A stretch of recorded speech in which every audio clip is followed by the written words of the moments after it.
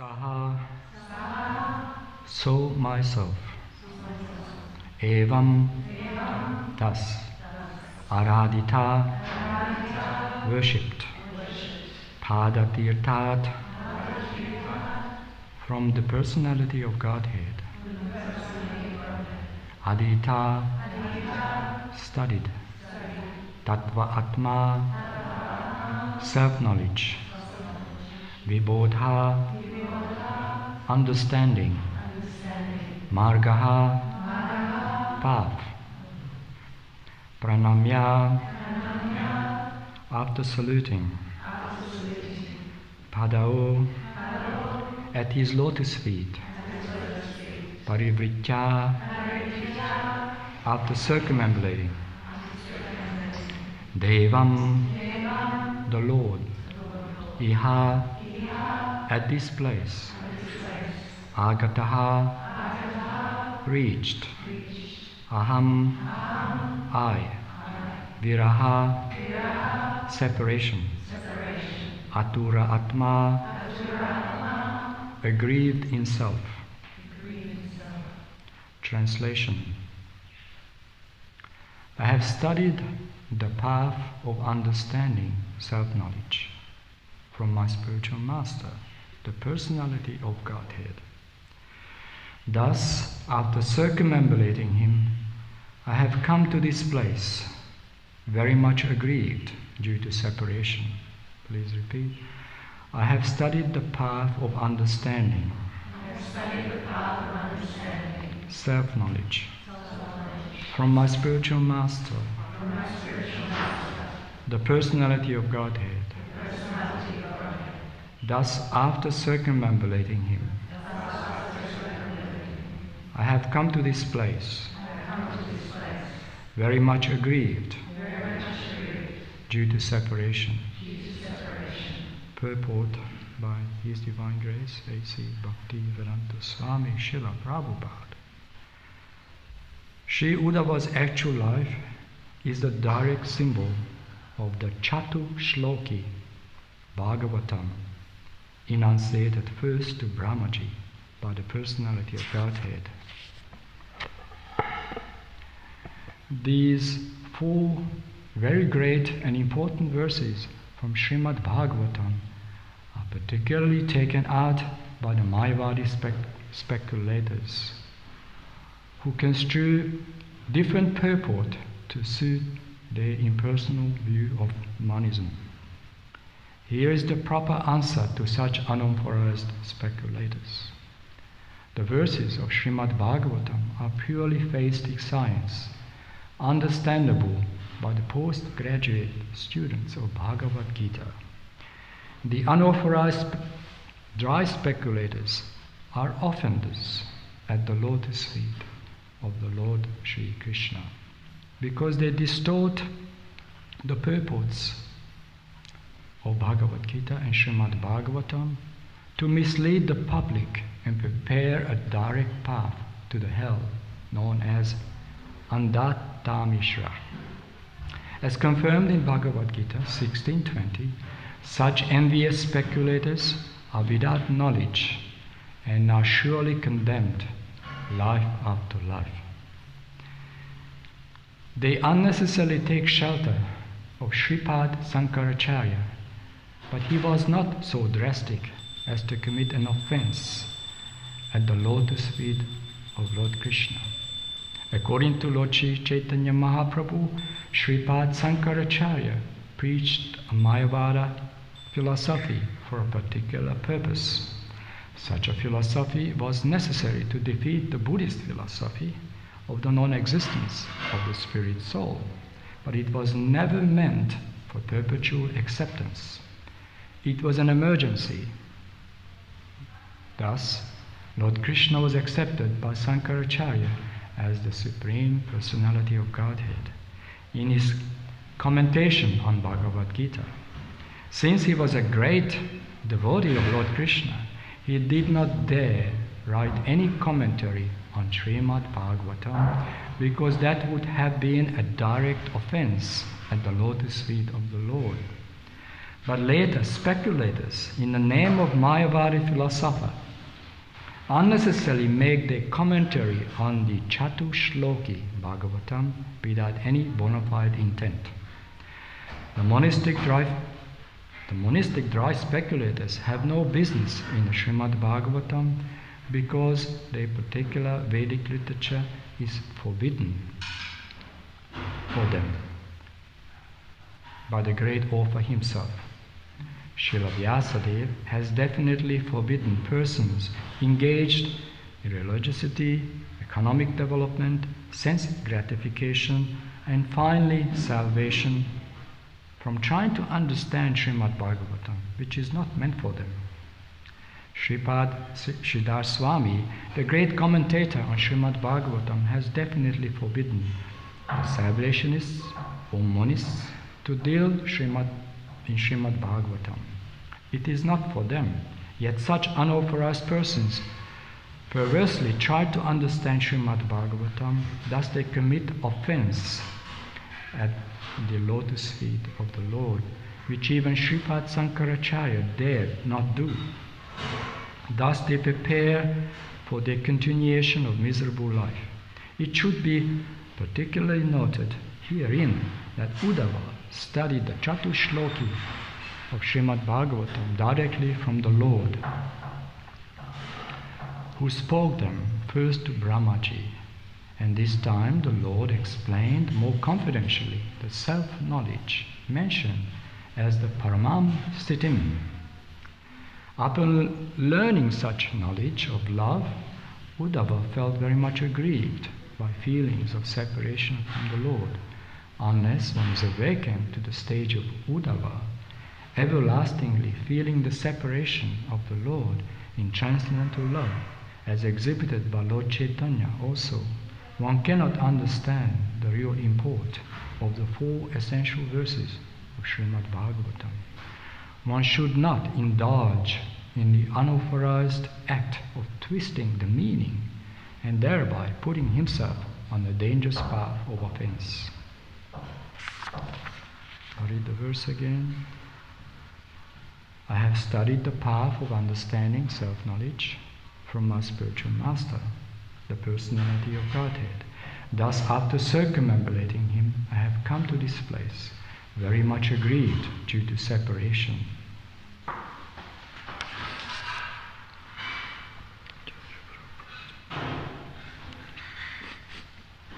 This is Thank you. This is a very deep philosophy here, and you may not be so familiar with the details, but every paragraph in this purport has a deep meaning, transcendental meaning, and of course difficult to understand if you don't follow the verse by verse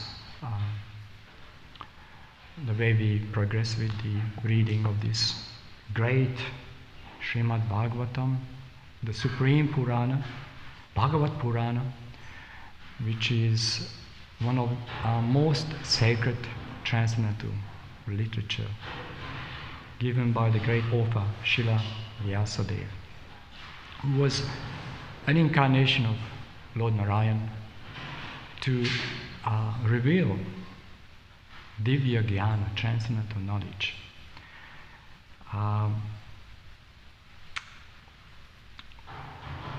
There's a great devotee, very great personality, Uddhava, very confidential bhakta, devotee of Lord Krishna, who was not only saintly, but he attained the highest realms of love and devotion to the Supreme. Very spontaneous, very intense and deep attachment to Krishna. So Krishna accepted him as someone more superior. This is something extraordinary, because God is the Supreme Personality of Godhead. No one can be above him or superior to him. But when there's a pure love between his bhakta, between his devotee and himself, then Krishna accepts him as equal.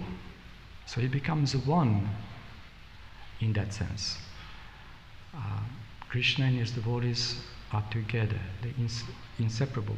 They cannot be separated. For us, it's a great inspiration and aspiration. So one day, we also come to that point of pure, unalloyed, unconditional love, which is extraordinary. We may not even understand what that means. So the Srimad Bhagavatam gradually explains it to the highest realms of devotion, to the point of spontaneity, when you actually part of Krishna's pastimes, divine pastimes, and Krishna and his devotees treat each other as equals. But Krishna always remains the Param Brahman, Ishvaraha, Paramaha, Krishnaha, Satchit Ananda Vigraha, Anadir Adir Govindaha, Sarva Karana Karanam. He is the supreme Paramishwar, the supreme personality of Godhead. And he establishes himself in the Bhagavad Gita as the supreme Brahman, Param Brahman. And only a devotee who has love for him can truly understand these things. Of course, ultimately we all have a loving relationship with God. We've just forgotten, because we're living in a world of illusions. We have to be reminded, we have to be enlightened. Therefore, great teachers, great messiahs and avatars come time to time to enlighten human civilization that there is such a divine personality, and we're having a loving relationship with him. And we can approach him in different religions, doesn't matter, as long as we have that connection with him, loving connection.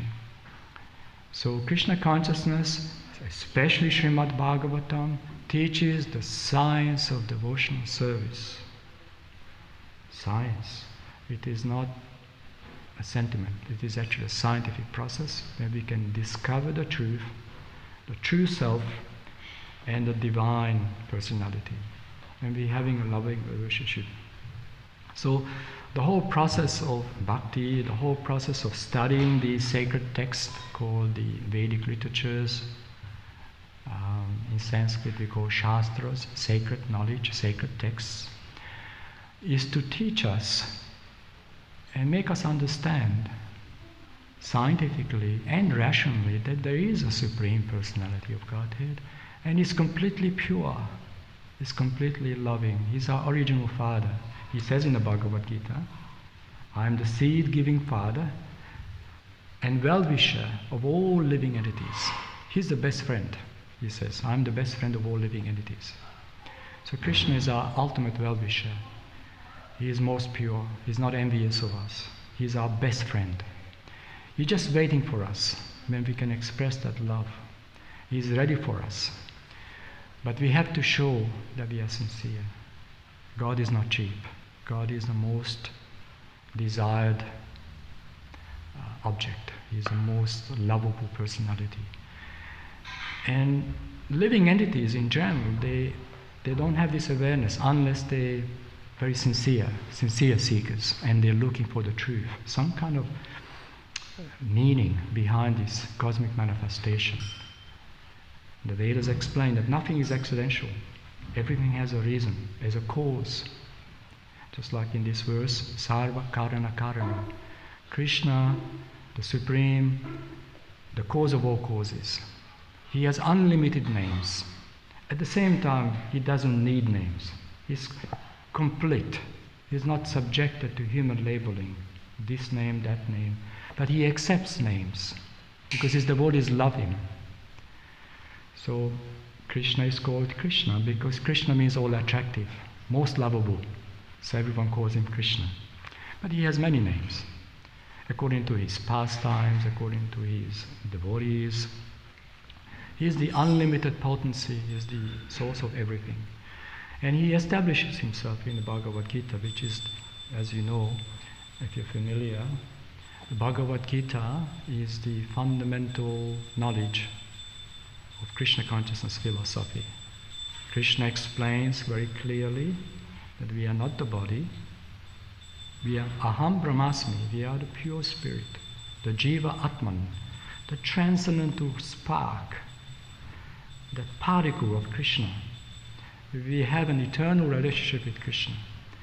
But some or other, we came to this material dimension so we can have our journey, we can have our experiences, which may be good or bad, but the idea is to learn a lesson, to realize the self, and naturally we have our free will, so we are in the material world in 3 dimension, and we are implicated in a cause and effect we call karma. There's a cause and effect here. But one who takes shelter of Krishna discovers transcendental reality, the absolute truth. So this is when a devotee inquires, I want to understand the meanings of these great Puranas. Bhagavatam, also known as Bhagavat Purana. Purana means history, the supreme history. Not only Vedic civilizations of bygone ages, but the avatars, the great teachers, the meaning, and always pointing to an enlightened understanding that actually we have a very sublime goal in this life. Human life is not meaningless. We have a goal here, sublime, very pure. We want to reach that destination. We want to have Krishna with us in our lives. And we can bring that right here by following the process of Bhakti Yoga. And Sri Chaitanya Mahaprabhu, who was the golden avatar, the most merciful, the most kind, accepting personality, the Supreme Personality, Krishna himself, you see on the altar, is another manifestation of Krishna. But actually he himself, Sri Krishna Chaitanya Mahaprabhu, the Supreme Master, Krishna directly comes here in his most merciful form, loving form, to give us a very simple yoga process.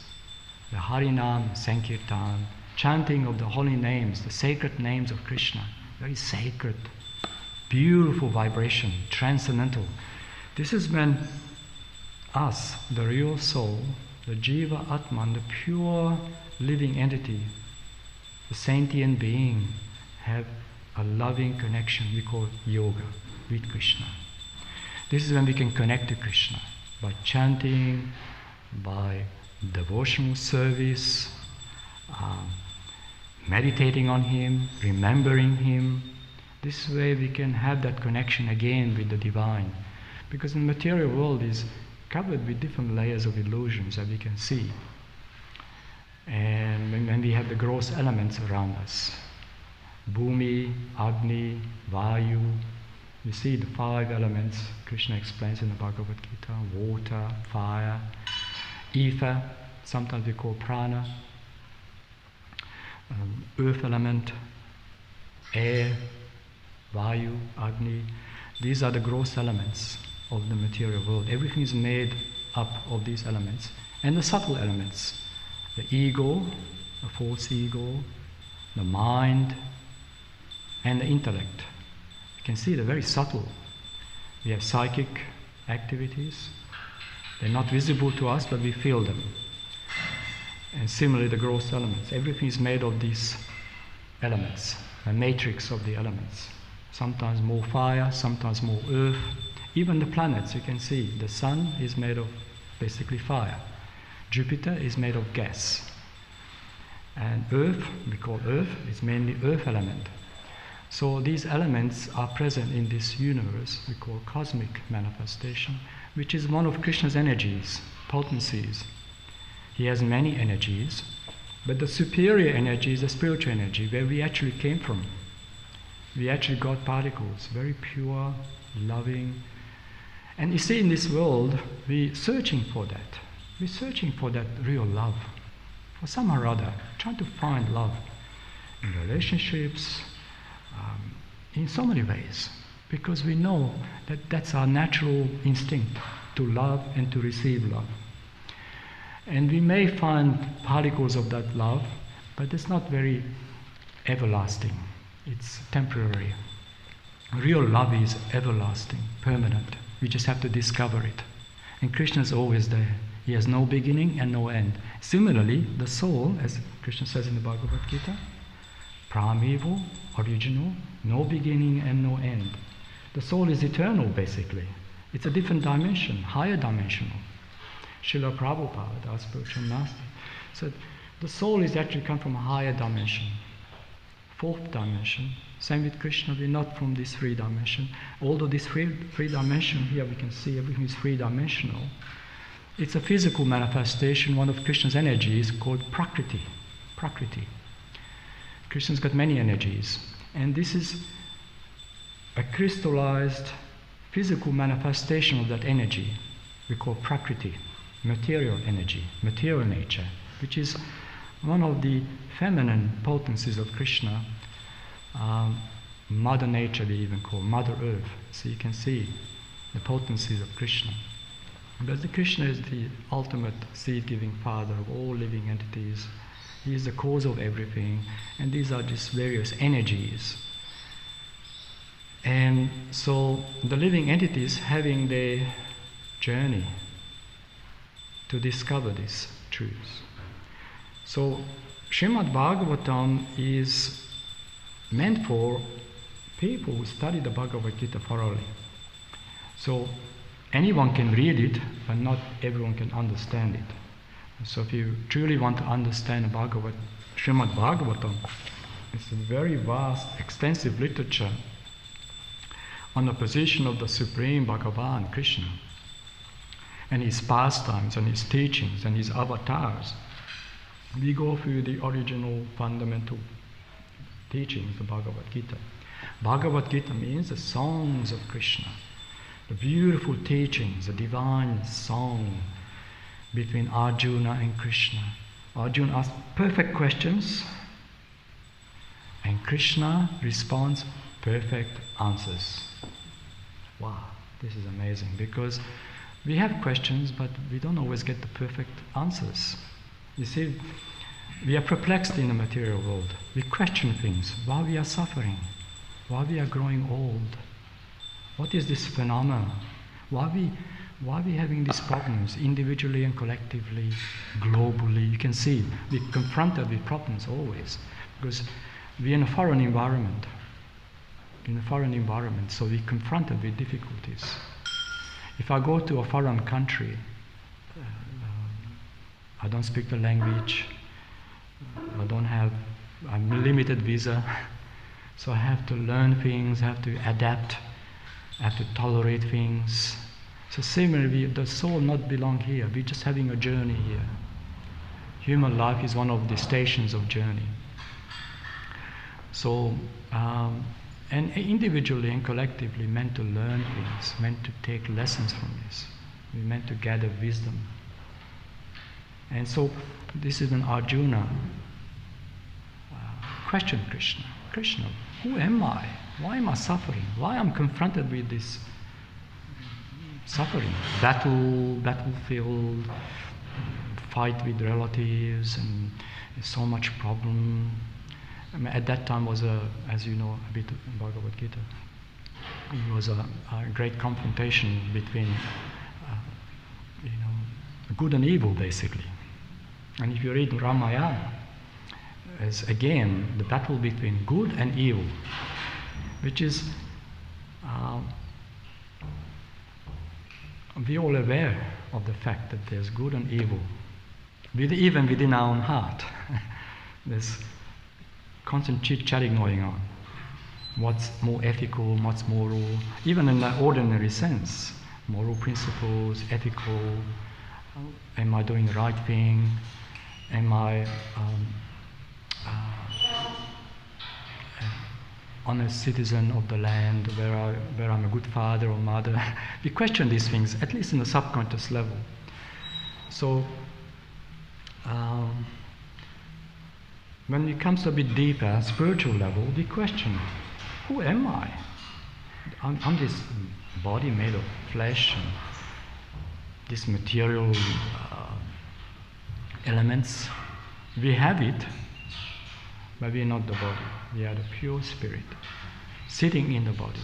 Krishna says in the Bhagavad Gita, the soul is seated in the heart of all living entities.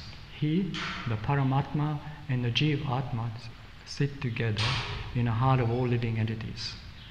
So the living entities actually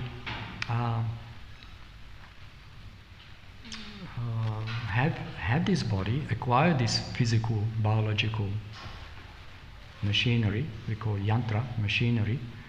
But Krishna is actually in our heart, directly as an observer, and a best friend is waiting for us.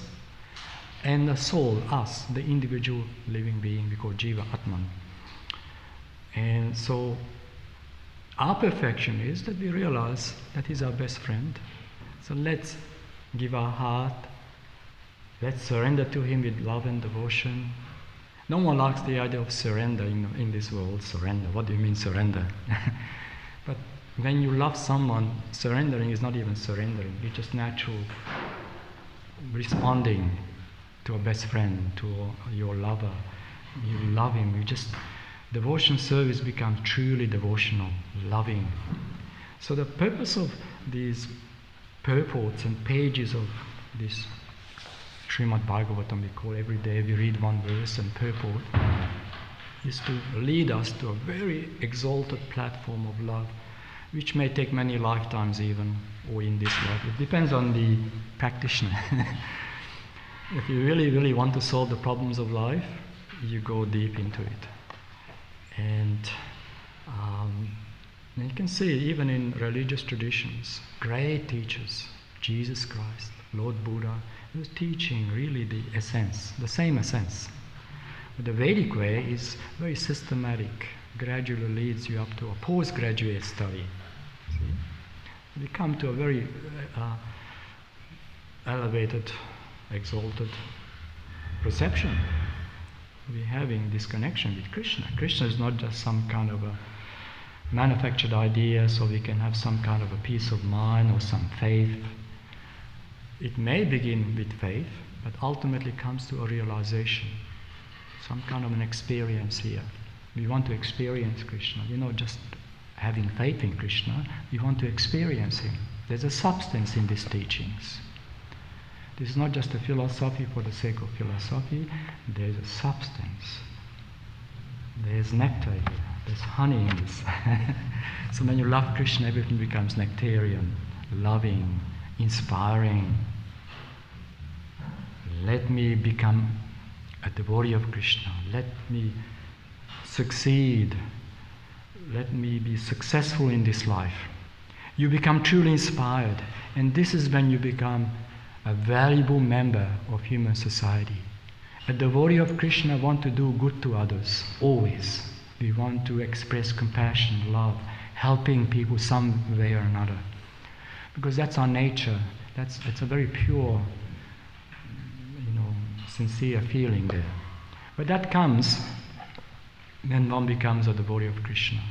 When a devotee loves Krishna and his devotees, naturally loves all living entities. Because Krishna is the cause of all causes, and he is the ultimate divine Father. So naturally anything is connected to him, we express love and appreciation and gratitude. So we are grateful to Krishna and grateful for what we are given. Look at the facilities we have. Krishna is helping us in so many ways so we can learn the art of devotion, loving him. And in the beginning it may sound a bit mysterious, Vedic culture, Vedic this, Vedic that. It's not just the historical records we talk about, but the actual experience. And this great personality here in this verse, Uddhava, obviously he attained the highest realms of devotion. So much so that Krishna himself, consulting him, just like someone more superior. Of course, like I said earlier, that when one becomes truly pure, Krishna treats you like an equal, or even above you. Wow, my dear devotee, loving devotee. And a devotee feels always grateful to Krishna, but Krishna sees the purity of the interaction. So there are many, many good examples in Vedic literatures when Krishna himself consults his devotees. There's one incident in Chaitanya Charitamrita when Chaitanya Mahaprabhu consulted Ramananda Rai. Ramananda Rai was another great devotee. When Chaitanya Mahaprabhu, the golden avatar, came, and he also exhibited his divine pastimes, and Chaitanya Mahaprabhu questioned Ramananda Rai. Of course he knows everything, but just giving that acknowledgement that he is my great devotee, very confidential devotee, very pure. He's not envious of me, so I consult him. So Krishna treated him as someone superior to him. Wow, that's amazing. That's very, very amazing. And God actually thinks that one of us who's very pure, is superior to him. That's his love. God is loving. So Ramananda Rai answered his questions. And his questions based on, again, very similar to this purport here, about the different stages of devotional service, how to attain the highest realms, highest platform of loving. Prema, we call prema, very beautiful, pure feelings of love, when we unconditionally love Krishna. That is something extraordinary. It may not even visible to us right now, but we all just discovering Krishna consciousness, and we start feeling the value, the substance, the experience, and we appreciate it accordingly.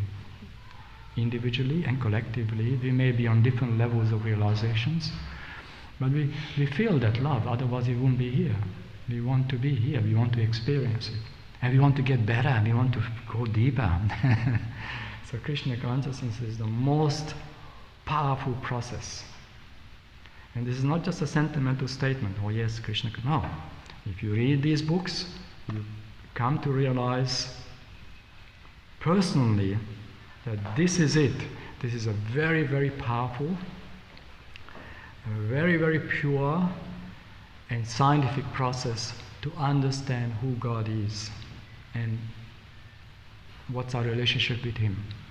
When we understand these things, that means human life, the purpose of human life is fulfilled. This is the purpose of human life, to come to this understanding and get these answers. Like I said earlier, why we are suffering, why we have this material body in the first place, why we in this body and how long we'll be here, why we have to grow old, why we have to die. And Krishna explains not to worry, we're not these bodies. The body changes, has a beginning and end, but the soul never dies. It's an eternal particle, a fragmental part of the Supreme Divine. Has no beginning and no end. Even modern mathematicians agree, when speaking about quantum physics and quantum theory, higher dimensional concepts, they know we in a three-dimensional world, but mathematically proven, very complex equations and formulas, that there are higher dimensions, although we cannot perceive it. 4th, 5th, 6th, 7th, higher dimensions. So the Srimad Bhagavatam explains that the soul and Krishna himself descending from a higher dimension. So this is what we have to understand through the pages of this beautiful sacred text, Srimad Bhagavatam. And anyone can study these things. It's just kind of a gradual, systematic study. If you're very new to the philosophy of Krishna consciousness, start with the Bhagavad Gita. There are so many literatures. And then by the time you come to that, you can read these Bhagavatam, 18,000 verses. Might take many years to study, but nevertheless, every time you read a verse in a purport, you feel satisfaction, like it clears your path, removes the illusions. Just like sometimes when you're driving in foggy conditions or dark, you put the spotlight on. So the Srimad Bhagavatam is like a spotlight, clears up the vision. Here is my path is clear. So that's why great teachers emphasize the study of this ancient sacred knowledge, which is studied in famous colleges now. Practically most prominent universities, including Princeton, Yale, Harvard, Oxford, Cambridge, famous ones. Even in Australia, all universities have these books. They know the value, at least the academic circles, they know the value. This is very, very important. I even have friends from university in Canberra who are actually using Srila Prabhupada's Bhagavad Gita and teaching as a Sanskrit text. They're using as a linguistic study, and the Sanskrit text, the Devanagari Sanskrit text. So even looking at historically, linguistically, these books are very valuable. And Oxford University, there's already a faculty on this. Even in Hungary, in Budapest, there's a very famous college there. Albert Einstein studied there. It's in Budapest. The university goes back to the 1800s. It's a very old university there, very academic studies there. And they're also teaching Bhagavatam. So some devotees from our International Society for Krishna Consciousness, they're able to have a department or something to do with Vedic studies. I don't know the actual name or the faculty, but they're teaching the Bhagavatam to anyone, not just to devotees, people interested in this. There's a very powerful projection here, which can not only help us, but help the whole planet. Imagine people understand the meaning of these books. We wouldn't have wars, we wouldn't have problems, we would have much clear path, we would have an idyllic, as far as possible, idyllic societies, would be much more trust, people would respect their leaders. Now it's completely opposite. No one trusts, unfortunately. This is just the realities of life. People don't trust the governmental leaders or the community leaders or even family members having issues with each other. Because there's no real purity anymore. It's all just selfish agendas or exploitation. Everyone just, they don't see anything beyond, only the externals. How can I exploit you? Or how can I take things from you? So now the Vedas teaching the opposite. Be unconditional, loving to the Supreme, and understand that all living entities are sentient beings, and we're meant to serve each other. Yeah, truly we are brothers and sisters in the spiritual plane. So when we understand these things, our relationship with others becomes much more sincere, honest. Naturally we will be ethical. Moral principles will be respected, and our society will flourish. And the Vedas say, when people put God in the center, the whole society will flourish, prosper. In Vedic times, there were great saints, rishis, called rishis, Raja rishis. Raja means king, great emperors. And they were very saintly devotees of Krishna. And they didn't mind that people have different religions. They just wanted to make sure that people are God conscious and they respect the laws of nature. They're not exploiting or disturbing. There was a law and order, and people loved their kings because they had such an integrity and purity. And you can see there's a bit of resemblance even in this age, not so pure anymore, but people respect, like if there's a monarch, like in England for example, there's a natural respect there, although it's not exactly the original, but there's a reflection there, a resemblance, that the people loved the monarch, the queen or king, because that was the inspiration. They could lead people, they could inspire people. Unfortunately, modern politics once you say politics, it becomes compromised. So the kings of ancient times, the Vedic era, they were very pure-hearted. They were really caring for every citizen.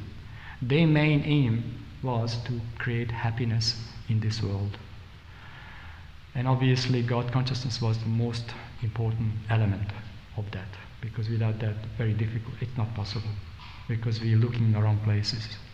So Krishna consciousness is reminding us and enlightening us that actually human life has a very beautiful goal. Not just next life, but right now you can be happy if you want to. This is your choice. So if you take shelter of the process, a scientific process, under the guidance of great teachers, great Mahabhagavatas, spiritual masters, you can actually be very happy right in the next moment. I promise to you. I don't like to make promises. You know, when the Brahman makes a promise, he has to keep. I promise, if you take shelter of Krishna sincerely from the heart, you will be happy rest of your life. I promise that. But you do that. If you do it, you'll see. So Krishna consciousness is the most ecstatic, most blissful, joyful experience.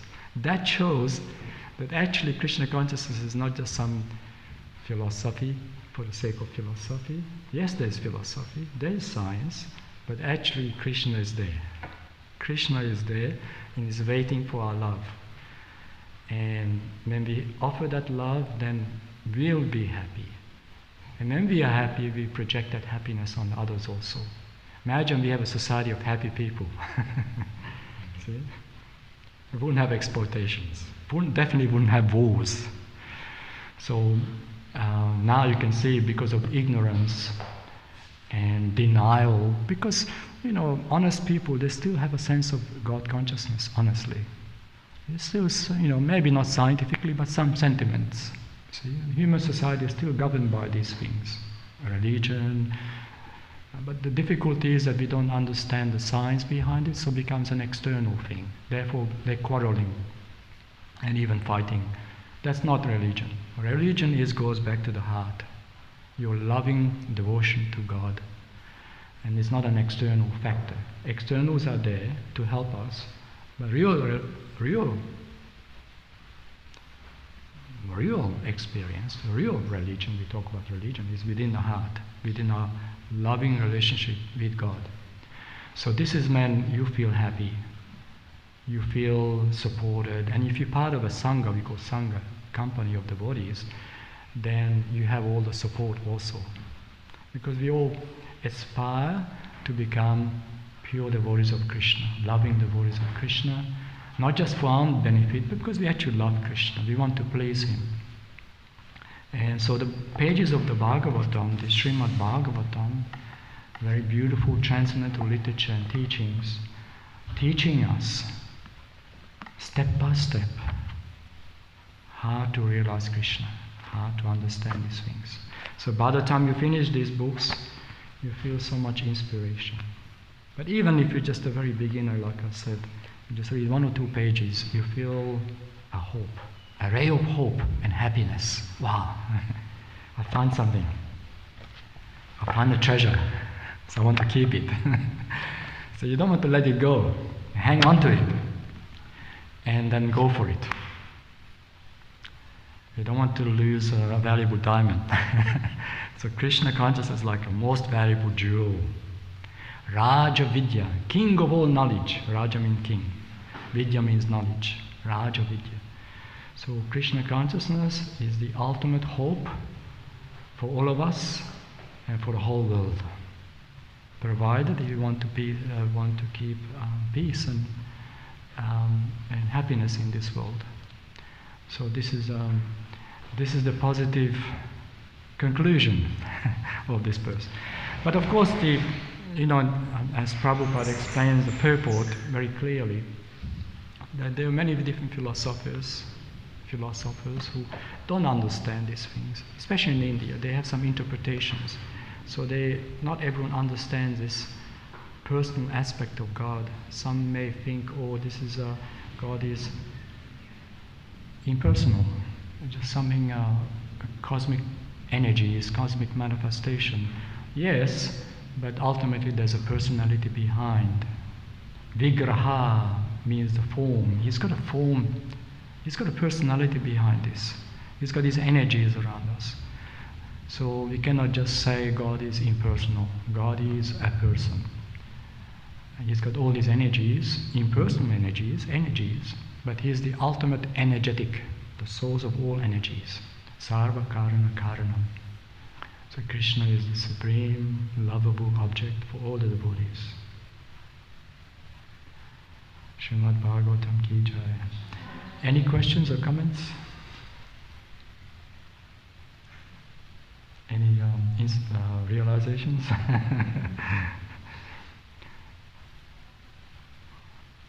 Like many of these, like I was reading this purport, obviously not everyone can understand because you have to kind of know the storyline also.